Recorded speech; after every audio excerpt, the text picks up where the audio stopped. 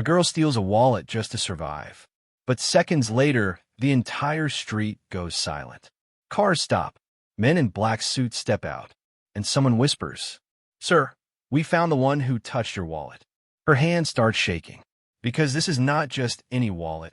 It belongs to the most feared Mafia boss in the city. And now, he's coming for her. She thought hunger would kill her first. But tonight it might be him. Stay with me, because what happens next will shock you. And before we go further, make sure you're subscribed to the channel and tell me in the comments where you're watching from. I always love seeing how far these stories reach. My name is Ethan Cole, and the night I stole that wallet, I thought I was saving my life. I didn't know I was stepping into something far bigger, far darker.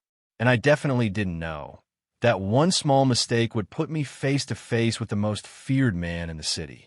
It was raining that night. Not soft rain, not the kind that makes things look peaceful. This was heavy, cold rain. The kind that cuts through your clothes and makes your bones feel like ice. I was standing under a broken streetlight, my hands shaking, my stomach empty for almost 2 days. Yeah, 2 days. You don't understand hunger until it starts to hurt your thoughts. Until every decision you make becomes about survival. And that's exactly where I was. No job, no money, no one to call. Just me and the streets. 3 months earlier, my life was different. Not perfect, but stable. I had a small job at a repair shop. Nothing big, just fixing phones, laptops, simple stuff. I had a tiny apartment. Cheap rent. Bad walls. But it was mine. And I had a plan. Save money. Start something better. Maybe open my own shop one day.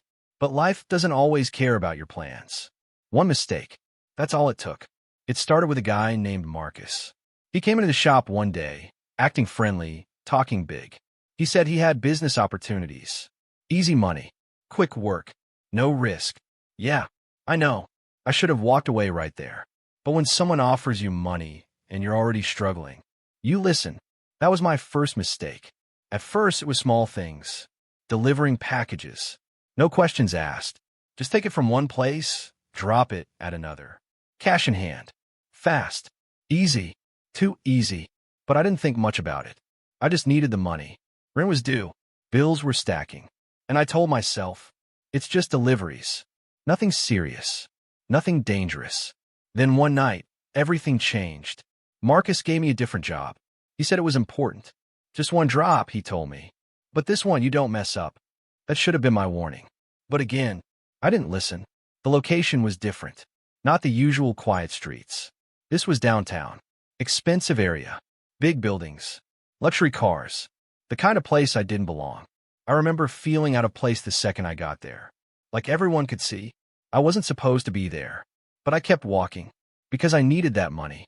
I reached the spot. A dark alley behind a high-end club. Music was loud inside. Lights flashing. People laughing. Living their best lives. And me? Standing in the shadows. Holding a package I didn't understand. That's when I saw them. 2 men. Dressed sharp. Too sharp for that alley. They weren't talking much. Just standing there waiting. Watching. And something about them felt wrong. Cold. Like they didn't belong to normal life. I should have walked away. I know that now. But I didn't. I stepped forward. "Delivery," I said. One of them looked at me. Not just looked. Studied me. Like I was a problem he hadn't decided how to solve yet. He took the package. Didn't say thank you. Didn't say anything. Just nodded once. And that was it. Job done. I turned around, ready to leave. Thinking everything was fine. Thinking I'd get paid and go home. But then, I heard it. A sound. Not loud, but sharp. Like something heavy hitting the ground. I turned back. And what I saw, that's when I knew. I was in something dangerous. One of the men was lying on the ground. Not moving. The other man? Standing over him. Calm. Too calm. Like nothing happened. Like this was normal. My heart started racing. Fast. Too fast. I didn't understand what just happened. But I knew one thing. I shouldn't be there. I stepped back slowly. Trying not to make noise. Trying not to be noticed. But it was too late. The man turned his head and looked straight at me. I'll never forget that look. His eyes were cold. Empty. Not angry. Not scared. Just nothing. Like he didn't feel anything at all. We stood there. For maybe 2 seconds. But it felt like forever. And in that moment, I knew something very clearly. If I stayed there, I wouldn't walk out alive. So I ran. I didn't think. I didn't look back. I just ran. Through the rain. Through the streets. Through the noise. As far as I could. I didn't stop until I couldn't breathe anymore. My chest was burning. My legs shaking. And my mind racing. What did you just see? What did you get into? Who was that man? I didn't have answers. Only fear. Real fear. The kind that doesn't go away. The kind that stays in your chest like a weight. The next day, Marcus disappeared. Phone off. Shop closed. Gone. Just like that. No warning. No explanation. That's when it hit me. I wasn't just doing deliveries. I was working for something bigger. Something dangerous. Something I didn't understand. And now, I was alone. No job. No money. And maybe already in trouble. Days passed. Things got worse. I couldn't go back to the shop. I didn't trust anyone. And slowly, my money ran out. Food became a problem. Then a serious problem. Then the only problem. By the time that rainy night came, I had nothing left. Not even pride. Because hunger kills pride first. That's how I ended up under that broken streetlight. Cold. Hungry. Desperate. Watching people walk by. Hoping for something. Anything. That's when I saw him. A man stepping out of a black car. Tall. Clean. Sharp suit. Everything about him screamed power. Wealth. Control. He walked past me without looking. Like I didn't exist. Like I was invisible. But then, something caught my eye. His wallet. It slipped slightly from his coat pocket. Just enough to be seen. My heart started beating fast again. Not from fear this time. From temptation. No, I told myself. Don't do it. This is wrong. But then, my stomach twisted again. Pain. Sharp. Real. And my mind changed. Fast. I just need food. That's it. I'll take it and disappear. No one will know. I stepped forward. Slow. Careful. My hands shaking again. But this time, not from cold. He stopped for a second, talking on his phone. Perfect moment. Perfect chance. I moved closer. Closer. Closer. And then, I did it. I took the wallet. Clean. Fast. No sound. For 1 second, I thought I got away. But then, the man stopped talking. Slowly, he lowered the phone. And without turning around, he said something that froze my blood. You're either very brave. A pause. Long. Heavy. Or very stupid. My heart dropped. Completely. Because in that moment, I realized something terrifying. I hadn't just stolen from a random rich man. I had just stolen from someone who already knew. And that was the beginning of everything. My heart stopped. Not slowed down. Not skipped. It felt like it completely stopped. I was still standing behind him, the wallet in my hand, my fingers frozen midair. And he hadn't even turned around. You're either very brave. His voice was calm. Too calm. Or very stupid. Rain kept falling around us. Cars passed. People walked by. But in that moment, everything felt silent. Like the world had paused, just for me to realize how badly I messed up. I could have run. Maybe. If I reacted faster. If I didn't freeze. If fear didn't lock my body in place. But I didn't move. And that was my second mistake. He slowly turned around. Not fast. Not aggressive. Just controlled. Like a man who already knew the outcome. And when I finally saw his face clearly, something inside me dropped. He didn't look angry. That would have been easier. He didn't look shocked either. No, he looked certain. Like he expected this. Like I was just another small detail in a very big plan. His eyes locked onto mine. Sharp. Cold. Calculating. You took something that belongs to me, he said. Not loud, but heavy. Every word felt like it carried weight. My throat went dry. I tried to speak. Nothing came out. Give it back. Simple. Direct. Final. My hand tightened around the wallet. I don't even know why. Maybe instinct. Maybe fear. Maybe the stupid hope that I could still run. I finally managed to speak. But my voice, it wasn't steady. It wasn't strong. It was weak. Shaking. I needed. Don't. He cut me off instantly. Not raising his voice, but stopping me completely. I didn't ask why. He took one step closer. And I don't care. That hit harder than anything. Because in that moment, I realized something important. This man didn't see me as a person. Not someone hungry. Not someone struggling. Not someone desperate. To him, I was just a problem. And problems get removed. I slowly raised my hand. The wallet's still in it. My fingers felt heavy, like they didn't belong to me anymore. I'm sorry, I said. And this time, I'm in it. Not because I got caught, but because I understood who I had stolen from. He didn't take the wallet immediately. He looked at it first, then at me, then back at it again, like he was thinking, not about the wallet, but about me. Interesting, he said quietly. That word confused me. Why interesting? This wasn't interesting. This was stupid. Dangerous. Possibly my last mistake. He finally took the wallet from my hand. His fingers brushed mine for a second. Cold. Steady. Unshaken. You're not shaking like most people, he said. I blinked. What? They beg, he continued. They cry. Another pause. You're just standing. I didn't know what to say. Because the truth was, I was too scared to even react properly. Look at me, he said. I already was. But something in his voice made me focus harder. Like he was testing something. What's your name? I hesitated. For a second, I thought about lying. But something told me. That would be worse. Ethan, I said. Ethan Cole. He repeated it softly. Ethan, like he was memorizing it. Then he slipped the wallet back into his coat. Slow. Careful. Like nothing had happened. And then, he did something I didn't expect. He stepped closer. Too close. Now I could see everything clearly. The sharp lines of his face. The calm in his eyes. The quiet danger around him. Do you know who I am? He asked. I shook my head. Honestly. No, I said. A small pause. Then, good. That single word didn't bring relief. It made things worse. Because it meant one thing. If I knew who he was, I wouldn't have dared. And now I'd already crossed that line. He looked past me for a second, scanning the street, checking something I couldn't see. Then his attention came back to me. Sharp again. Focused. How long since you ate? That question hit me off guard. Completely. What? You heard me. I swallowed. My pride tried to speak first. I'm fine, I almost said, but my stomach betrayed me. A loud, painful sound. He heard it. Of course he did. I looked away, embarrassed. 2 days, I said quietly. He didn't react immediately. Didn't judge. Didn't comment. He just nodded, like he already expected that answer. Get in the car. I looked at him, confused. What? The car, he said again. More direct this time. Get in. My brain froze again. Was this a trap? Was he taking me somewhere? Was this where everything ends? I'm not going to ask again, he added. Calm, but final. I looked at the car. Black. Clean. Expensive. The kind of car that doesn't belong to normal people.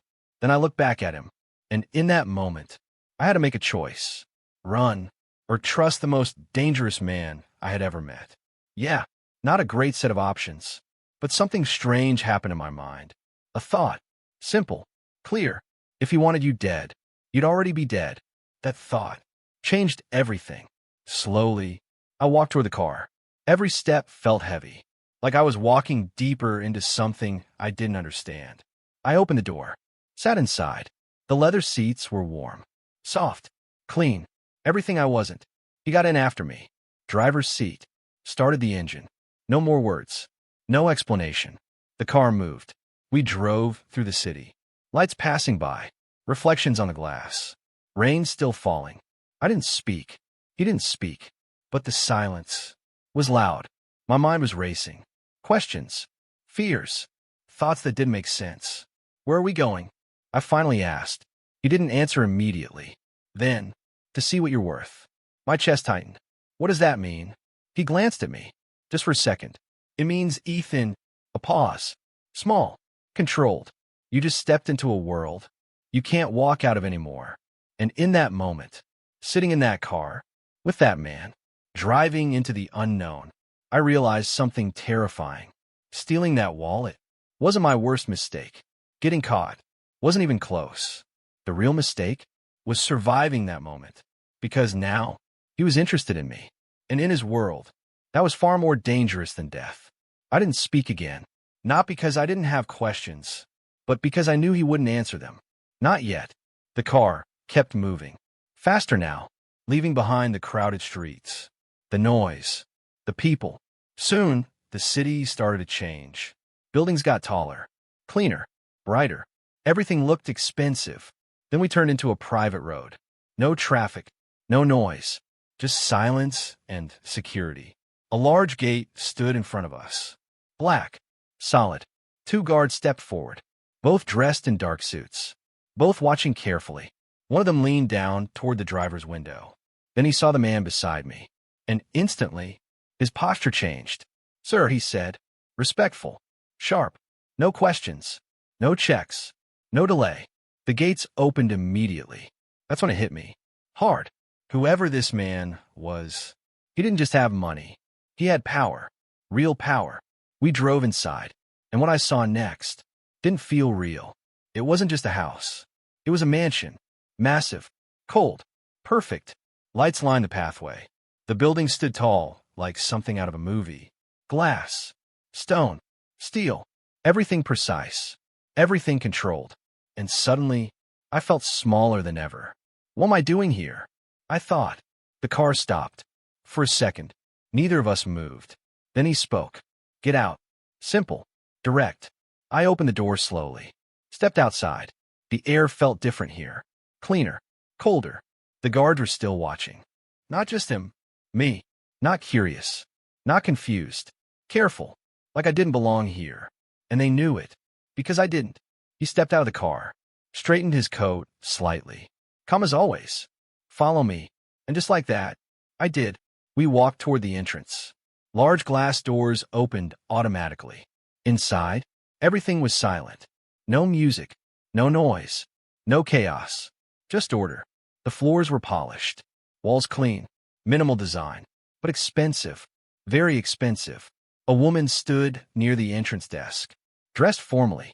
Professional. She looked at him and immediately lowered her head. "Welcome back, sir." Her voice was soft, controlled. Then her eyes shifted to me, just for a second, and I saw it. Confusion. Maybe even concern. But she said nothing. He didn't introduce me. Didn't explain. He just kept walking, and I kept following. We passed through long hallways, turned corners, took an elevator. No one stopped us. No one questioned him. Everyone just moved out of the way. That kind of silence, that kind of respect, you don't get that from money alone. You get that from fear. The elevator stopped. We stepped out. This floor felt different, quieter, more private. He walked to a large door, opened it. Inside, I stepped in, slowly, and the moment I entered, I understood something. This wasn't just a room. It was his space. Dark tones, clean design, a large desk near the window, city view behind it. Everything perfectly placed. Nothing unnecessary. Just like him. "Sit." He pointed to a chair. I hesitated, just for a second. Then I sat down. He didn't sit immediately. He walked to the window, looked outside, hands behind his back. Silent. Seconds passed. Maybe minutes. I couldn't tell. Then finally, he spoke. "Ethan Cole. Hearing my name here, in that room, from him, it felt different." "How old are you?" 23, I answered. He nodded slightly. "No family." That question hit deeper than expected. "No," I said. Another pause. "No one looking for you?" I hesitated again. "No." He turned around slowly, faced me again, and this time, his eyes felt heavier, like he was confirming something. Good. That word didn't feel good. It felt like a decision. "You were hungry," he said. "Yes." "You chose to steal." I nodded. "You didn't run when I spoke." I stayed quiet. "You didn't lie about your name." Still silent. "And you looked me in the eyes." That one, I didn't even realize. He walked toward the desk, sat down. Now the distance between us felt smaller, but the pressure, much bigger. "Do you know what kind of people survive in my world?" I shook my head. He leaned back slightly. "Not the strongest." Pause. "Not the smartest." Another pause. "The ones who adapt." His gaze stayed locked on me. "They understand fear, but they don't let it control them." I swallowed. "I'm not part of your world," I said. That was the truth. Or at least, it used to be. He gave a slight nod. "Not yet." Those two words changed everything. "I didn't bring you here by accident," he continued. I felt my chest tighten. "Then why?" He studied me again, carefully. "Because you made a choice." "A bad one," I said. "Maybe," he replied, then leaned forward slightly.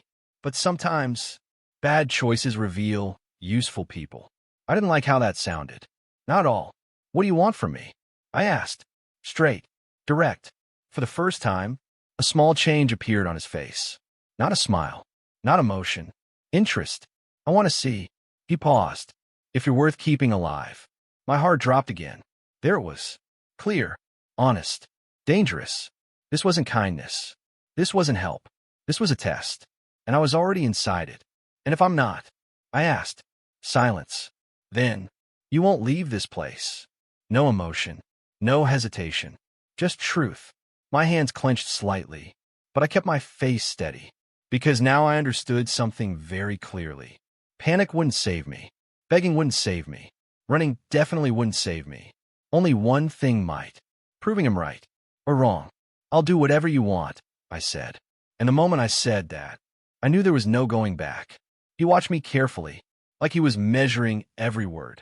Careful, he said quietly. People who say that usually regret it. I didn't respond, because deep down, I already knew, but I didn't have a choice. Not anymore. He pressed a button on his desk. The door opened almost instantly. One of the guards stepped in. Take him, he said. The guard nodded. Where? I asked.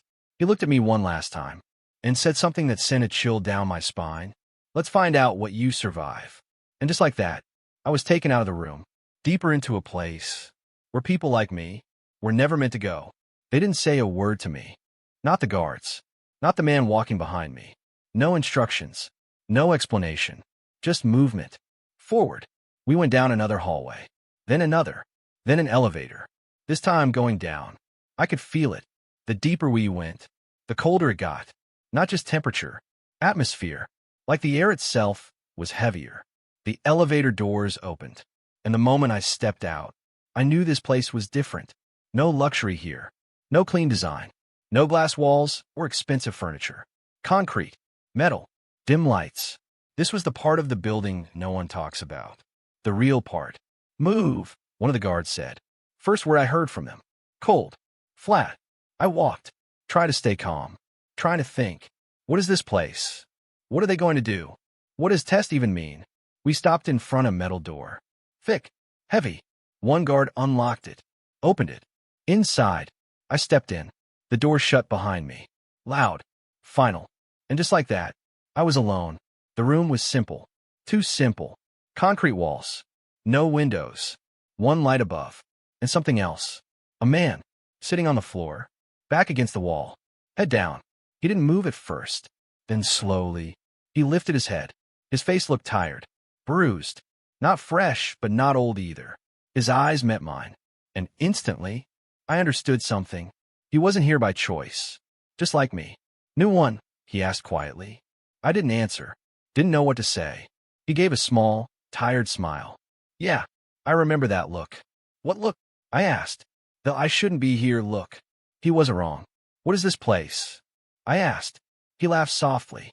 Not happy. Not amused. You'll figure it out. That answer didn't help. Not even a little. Before I could ask anything else, the door opened again. 3 men walked in. Not guards. Different. Their movements were sharper. More focused. One of them stepped forward. Looked at both of us. Only one of you walks out, he said. My chest tightened instantly. What? I said. He ignored me. Simple rules, he continued. Fight. The room felt smaller. You win, you leave. You lose. He paused. You don't. My mind went blank. No, I said quickly. I'm not doing that. The man looked at me. Cold. Uninterested. Then you already lost. Silence. I turned to the other guy. He wasn't surprised. Not shocked. Just tired. I don't want to fight you, I said. He nodded slowly. I know. Then he looked at me properly. But you will. Why? I asked. Because you want to live. That hit harder than anything. Because it was true. I didn't want to fight. I didn't want to hurt him. But I didn't want to die either. And that's the kind of choice that breaks people. The men stepped back. Start. No countdown. No warning. Just one word. The other guy stood up slowly. I'm sorry, he said. And then, he moved. Fast. I barely reacted. His fist came straight at me. I stepped back just in time. Heart racing. I don't want this. I said again. But he didn't stop. Because he couldn't. He attacked again. This time, I blocked it. Barely. My arms hurt instantly. He was stronger than me. More experienced. This wasn't his first time. That's when I realized. This wasn't a fair fight. It was never meant to be. I stepped back again, trying to create space. Trying to think. Stop, I said. He didn't. Another hit. Closer this time. I felt it brush my face. Too close. Fear started turning into something else. Instinct. Pure survival instinct. My breathing changed. Faster. Sharper. I moved differently now. Not thinking. Just reacting. He came at me again. This time, I moved to the side and pushed him. Hard. He stumbled. Hit the wall. That was my chance. Stay down. I shouted. But he didn't. He stood up again. And this time, he was more aggressive. Because now he knew I wasn't just going to stand there. The fight got faster. Messier. Hits. Blocks. Movement. Pain. I took a hit to the shoulder. Sharp. Heavy. Another one to my ribs. Breath gone for a second. But I stayed up. Because I had to. Because falling meant losing. And losing meant I pushed forward. This time, I attacked. Not clean. Not trained. But real. We struggled. Fell. Got back up. Everything blurred. Until finally, he slipped. Just for a second. And I reacted. I pushed him down. Hard. He hit the ground. Didn't get up immediately. I stood there. Breathing heavy. Heart pounding. Stay down, I said again. He looked at me. Not angry. Not even upset. Just accepting. Finish it. One of the men said from behind. My body froze. What? I turned. Finish it. I looked back at the guy on the floor. No, I said. You want to leave? The man asked. Yes. Then finish it. Silence. Everything inside me started fighting. This is wrong. This isn't me. I can't do this. But then another voice came. You don't have a choice. I looked at the man on the ground again. He knew. He understood. Do it, he said quietly. My chest tightened. I'm sorry, I whispered. And in that moment, something inside me changed. Not broke. Changed. Because survival does that to you. I closed my eyes for a second, then did what I had to do. Silence filled the room after. Heavy. Real. I stood there. Not moving. Not breathing properly. Then, done. The door opened. The men stepped forward. Checked him. Then looked at me. You walk, one of them said. Just like that. No emotion. No reaction. Like it meant nothing. The door opened again. Move. I walked out. But something was different now. I wasn't the same person who walked in. Not even close. Because now I understood. This wasn't about strength. It wasn't about skill. It was about one thing only. What you're willing to do. To survive. And somewhere above, in that quiet office, the most feared man in the city was watching and deciding what I had just become. The rain had stopped. That was the first thing I noticed when I woke up. No thunder. No wind. Just silence. The kind of silence that feels heavy like something is about to happen. I was sitting in the safe house chair, still holding the gun in my hand. I must have fallen asleep without realizing it. Across the room, Lila was awake. She was sitting on the bed, her knees pulled close, staring at me. Not scared, not angry, just watching. You didn't sleep, she said quietly. I looked at her. I did. She shook her head. Not really. I didn't answer, because she was right. There was something different about her now. Not just fear anymore. Not just survival. She had changed. That girl who stole my wallet, the one who was desperate and running. She was gone. And in her place was someone sharper. Someone who had seen too much in too little time. I know you're hiding something, she said. Straight. No hesitation. I leaned back in the chair. You think so? I know so, she replied. You don't trust easily. You don't make mistakes. And you definitely don't save strangers. She paused. Not unless there's a reason. Silence filled the room again. And for the first time, I didn't deflect. You're right, I said. Her eyes narrowed slightly. That answer she wasn't expecting. Then tell me, she said. Why me? I looked at her for a long moment. This was the point where I could lie. Make something up. Keep things simple. Safe. But something inside me didn't want that. Because you weren't random, I said. Her expression changed. Confusion. Then slowly, realization. What does that mean? I I stood up slowly, walked to the table, picked up the wallet she had stolen, and placed it in front of her. You didn't just take money, I said. You took something else too. She frowned. I didn't. Yes, I cut in calmly. You did. You just didn't know it. I opened the hidden compartment inside the wallet, the same one she hadn't noticed. Inside, a thin black card. No name, no numbers, just a symbol. A symbol only a few people in the world would recognize. Her eyes widened. What is that? That, I said quietly, is access. To what? To everything. She looked at me, confused. Why would you carry something like that in a wallet? Because no one expects it, I said. And because if someone finds it, I paused. It means they were meant to. She stared at me. You're saying I was supposed to take it? I'm saying, I replied slowly, that someone made sure you would. Now she stood up. Her breathing changed. Faster. What are you talking about, Adrian? I walked closer. Lower my voice. 3 days before you stole my wallet, someone accessed my network. Her eyes locked onto mine.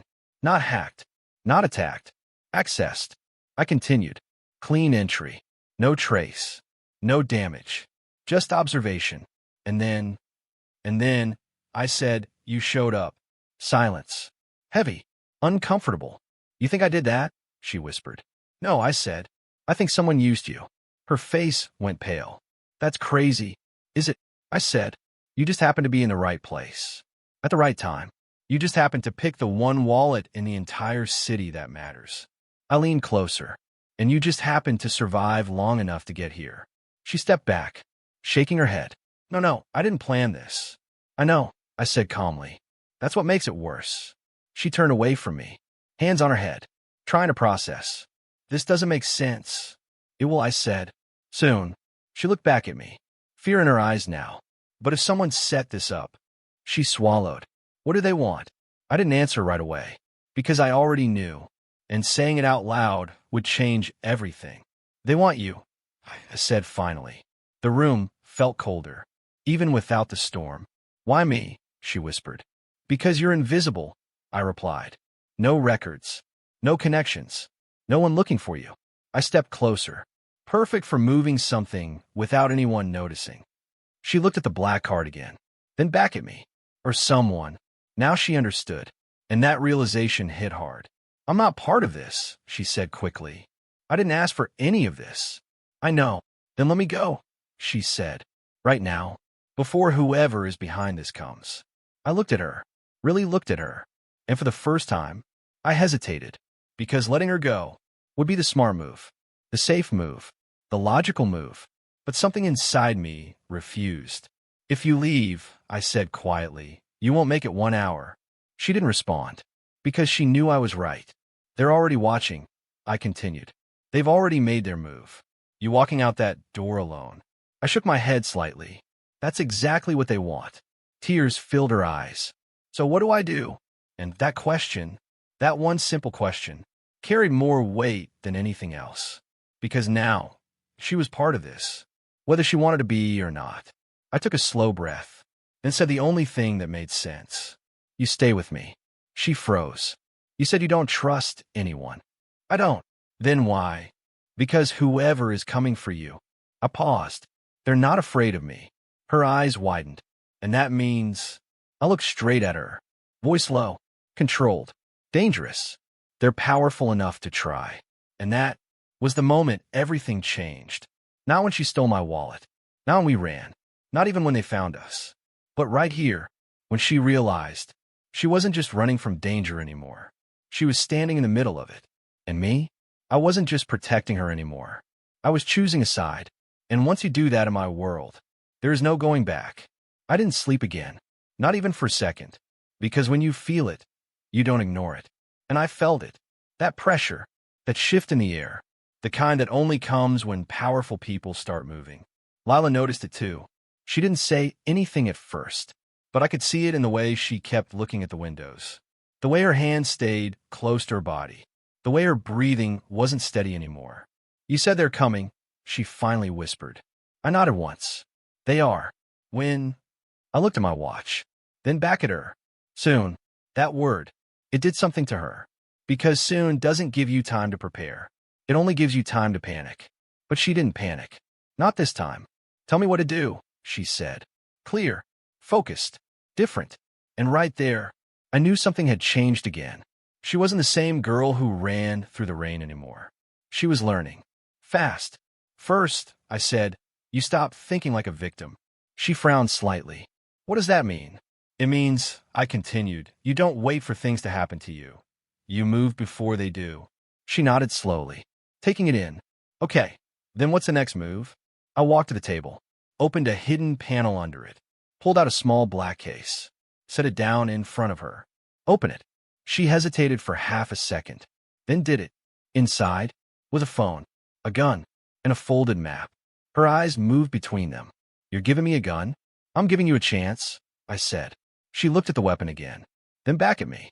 I've never used one. I know. Silence. Then she asked quietly, and you trust me with it? I held her gaze. No. That answer hit hard, but it was honest. Then why give it to me? She asked. Because if things go wrong, I said calmly, you won't have time to learn. She swallowed, picked up the gun. Her hand was shaking just a little. Safety's here, I said, stepping closer. Finger stays off the trigger unless you mean it. She nodded, trying to stay steady. Look at me, I said. She did. If you ever point that at someone... I paused. You don't hesitate. That sentence stayed in the air. Heavy. Real. She nodded again, this time stronger. Okay. Good. Because we were about to need that. I checked the phone. Encrypted. Secure. Only one contact inside. If we get separated, I said, you press this. She looked at the screen. And I find you. She gave a small, nervous smile. Simple. I didn't smile back, because nothing about this was simple. Then, it happened. A sound. Faint, but wrong. Not wind. Not random. Movement. I turned instantly. Raised my hand. Quiet. Lila froze. Didn't move. Didn't breathe. Good. She was learning faster than I expected. I walked toward the window. Slow. Careful. Didn't look directly outside. Used the reflection instead. And there it was. A shadow. Then another. Too controlled. Too precise. They're here, I whispered. Her eyes widened. How many? I listened. Counted. Measured. At least 5, I said. Maybe more. Her grip tightened around the gun. What do we do? I turned to her, completely calm. We don't stay. I grabbed the bag from the corner, threw it over my shoulder. Back exit, I said. Stay close. Don't stop. Don't look back. She nodded quickly. Then, the front door exploded open. No warning. No hesitation. They were fast. Too fast. Move! I shouted. We ran. Through the back. Into the narrow alley. Cold air hit instantly. Footsteps behind us. Heavy. Coordinated. They weren't chasing blindly. They knew exactly where we were going. That confirmed it. This wasn't random. This was planned. We turned the corner. And stopped. 2 men. Blocking the path. Weapons raised. Lila froze. I didn't. 3 steps forward. 1 strike. First man down. Second one fired. Too slow. I moved inside the shot. Disarmed him. Drop him hard. Keep moving. I barked. She snapped out of it. Ran past me. Good. We kept moving. Faster now. No hesitation. Behind us. More footsteps. Closer. They're not trying to kill us, she said suddenly. I noticed it too. The shots weren't aimed to kill. They were controlled. Careful. They want you alive, I said. Her face went pale. That's worse, isn't it? Yes. Because alive means useful. And useful means they have plans. We reached the street. Cars passing. People walking. Normal life. But nothing about this was normal. I grabbed her wrist. Pulled her close. Stay behind me. A black SUV turned the corner. Slow. Too slow. Then another. And another. They were surrounding us. No rush. No panic. Just control. That's when I understood. This wasn't a chase anymore. This was a capture. And they were confident. Too confident. Adrian, she whispered. I looked at her. And for the first time, I saw real fear. Not panic. Not confusion. Fear of what comes next. We're not getting out like this, are we? She asked. I didn't answer. Because I was calculating. Fast. Distance. Timing. Openings. There was one. Small. Risky. But it was enough. When I say run, I said quietly, you don't stop. What about you? I'll be right behind you. She hesitated. Adrian, run. I moved first, straight toward the nearest car. They didn't expect that. Impact, chaos, shouts. And in that moment, she ran, exactly like I told her to. Good. But then, something changed. A shot. Different. Louder.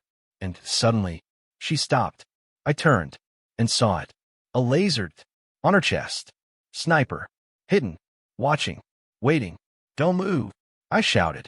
She froze instantly. Breathing fast. Eyes wide. Time slowed. 1 second. 2. Then a voice. Cold. Calm. From behind us. That's enough, Adrian. I turned slowly and saw him. Tall. Sharp suit. No emotion. The kind of man who doesn't need to raise his voice. Because everyone listens anyway. You've made this very difficult, he said. I stepped slightly in front of Lila. Who are you? She whispered. He smiled. Just a little. The one who's been watching you from the beginning. Her breath caught. And now, he continued, you're coming with us. The sniper didn't move. Not even an inch. Or she dies, he added softly. Silence. Heavy. Final. I looked at Lila. She looked at me. And in that moment, we both understood. There was no running this time. No escape. Only a choice. And whatever we chose next would change everything. There are only two kinds of people. Those who think they are in control. And those who actually are. Right now, I wasn't either. The sniper laser was still locked on Lila's chest. Steady. Unmoving. Unforgiving. Drop the weapon, the man in the suit said calmly. His voice wasn't loud. It didn't need to be. I slowly lowered my gun. Not because I was afraid, but because I was calculating. Timing. Distance. Options. None of them worked. Lila stood frozen behind me. I could hear her breathing. Fast. Uneven. But she didn't move. Didn't break. Good. Because one wrong move, and this ends here. I placed the gun on the ground. Kicked it away. Smart, the man said. He stepped closer. Measured steps. No rush. No tension. That confidence. It told me everything. He wasn't just part of this. He was in charge. Who are you? I asked. He stopped just a few feet away. Tilted his head slightly. Almost amused. You really don't know? He said. I didn't respond. Because I didn't like guessing. I expected more from you, Adrian, he continued. The man they call the most feared Mafia boss. And yet, he glanced at Lila. You couldn't even see this coming. That hit. Not because it was true, but because it was close. Talk, I said coldly. He smiled, then reached into his pocket. For a second, Lila flinched, but he didn't pull a weapon. He pulled out a phone, turned around, and showed me the screen. And in that moment, everything changed. It was a video. Grainy. Surveillance footage. A street. Rain. Crowded. And Lila. 3 days before she stole my wallet. She was walking. Fast. Looking over her shoulder. Then, a man bumped into her. Not hard. Just enough. And slipped something into her pocket. The wallet. My wallet. Lila gasped. That's not. It is, the man said softly. She shook her head. No. I didn't. I thought I... You thought you chose, he said. Silence. Then he looked at me. We chose for her. Now it made sense. Every piece. Every step. Every coincidence. There were none. You used her, I said. No, he replied calmly. We positioned her. He stepped closer. You see, Adrian, you've built quite the reputation. He circled slowly. Powerful. Untouchable. Dangerous. He stopped behind me. But even the strongest men... His voice dropped. Have blind spots. I didn't turn. Let me guess, I said quietly. She's the blind spot. He smiled. I could hear it. Exactly. Lila looked between us. Confused. Scared. I don't understand. Why me? She asked. He turned to her. And for the first time, there was something different in his eyes. Interest. Because you're the only variable he couldn't predict, he said. She frowned. He controls everything. The man continued. Money, people, information. He gestured toward me. But not chaos. He pointed at her. That's you. She stepped back slightly. I'm not chaos. You stole from him, he said. You ran. You survived. His smile widened just a little. You disrupted him. Silence. Then he turned back to me.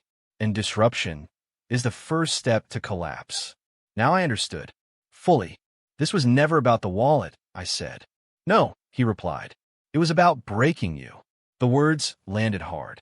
Piece by piece, he continued. Confuse you. Distract you. Pull you out of your system. He looked at Lila again. Make you care. I felt something shift inside me. Not fear. Not anger. Something deeper. Because he wasn't wrong. I did care. And that was the weakness. You've been watching us, I said. Every step, he replied. Ow! He smiled again. Every move you made after she took the wallet, we guided it. Lila's eyes widened. The safe house, she whispered. Yes. The chase. Yes. The attack. He nodded. All of it. Her voice shook. So, we never had a chance? He tilted his head. Oh, you had a chance. He looked at me. But only if you walked away. Silence. And you knew he wouldn't, I said. Of course not, he replied. Men like you never do. That was the trap. Not the gun. Not the sniper. Her. Who are you? I asked again. This time, he answered. My name. He paused. Is Victor Hale. The name hit like a shockwave. Not because it was loud, but because it was known. Hidden. Rarely spoken. But powerful. The man behind networks. Behind systems. Behind shadows. You're supposed to be dead, I said. He smiled slightly. That's what makes this easier. Lila looked between us. What's happening? She whispered. Victor stepped closer. What's happening, he said calmly, is a transfer of power. He looked at me. You built something impressive, Adrian. Then his voice turned cold. I'm taking it. Silence. Heavy. Final. And her? I asked. He glanced at Lila. She's the key. To what? He smiled. To controlling you. Everything slowed. Because now, there was no doubt. This wasn't about money. Not just power. It was personal. Let her go, I said. Victor shook his head slowly. No. The sniper laser didn't move. Because if I let her go, he stepped closer. You become dangerous again. He looked straight into my eyes. And I can't allow that. Lila's voice broke slightly. Adrian. I didn't look at her. Because I already knew what she was thinking. What she was about to say. Just do what he says, she whispered. There it was. The sacrifice. The moment where she chooses survival. Even if it costs everything. But she didn't understand. This wasn't a situation you survive by surrendering. This was a game. And the only way to win was to break the rules. I exhaled slowly. Then smiled. Just a little. Victor noticed. And what exactly is funny? He asked. I looked at him. Calm. Steady. You think you're in control. He didn't react. I know I am, he replied. I shook my head slightly. No, I said. You're just ahead. Silence. Then, I moved. Fast.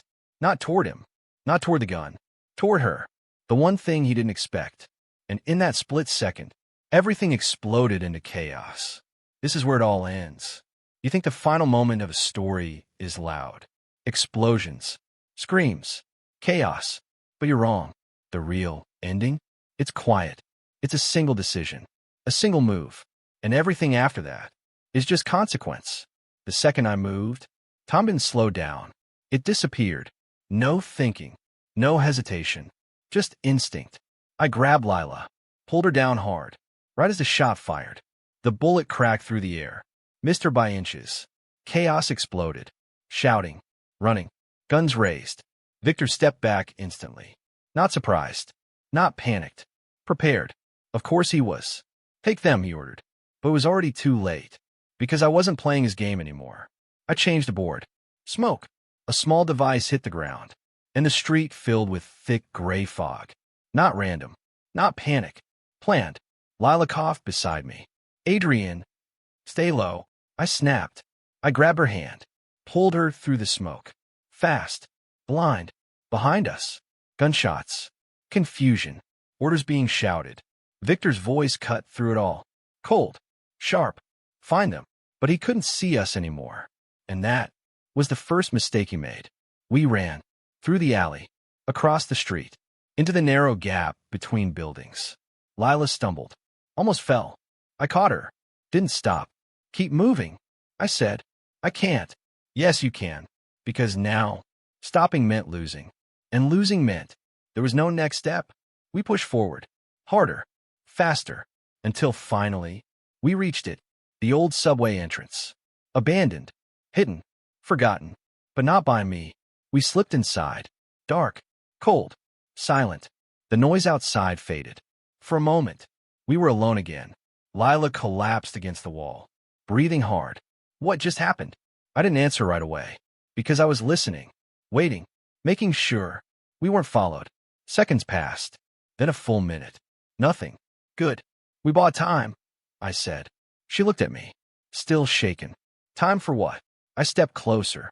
To end this. Her eyes widened slightly. You still think we can win? I held her gaze. I don't think, I said. I know. Silence. Then she laughed. Just once. Short. Disbelieving. They have more people, more power, more control. She shook her head. How do you beat that? I took a slow breath. By taking away the one thing they rely on. She frowned. What's that? I looked straight at her. Control. Now listen carefully. Because this is where everything comes together. Victor didn't want to kill me. Not yet. He wanted control. Over my network. My power. My system. And he thought you were the key. But he made one mistake. He thought you were weak. He thought you were just a piece. He didn't realize you could become a player. Lila stared at me. I don't know how to do that. You already did, I said. You survived. Silence. That's all this world is, I continued. Survive long enough, and you get to choose what happens next. She looked down, thinking, processing. Then slowly, she nodded. Okay, she said. That one word changed everything, because now she wasn't running anymore. She was stepping into it. We moved deeper into the tunnel. I pulled out the black card, the one from the wallet. This, I said, is access to every system he wants. Her eyes locked onto it. So we use it? Yes. How? I smiled slightly. We give it to him. She froze. What? Not directly, I said. Strategically. 30 minutes later, we were back above ground. Different street. Different angle. But close enough. Close enough to draw him out. I made the call. Encrypted line. One signal. No words. Just a location. And a message he would understand. Come alone. He didn't trust easily. But he was confident. Too confident. And that was the second mistake. He arrived exactly 12 minutes later. No guards. No backup. But I knew better. They were watching. Always watching. Victor stepped out of the car. Calm as ever.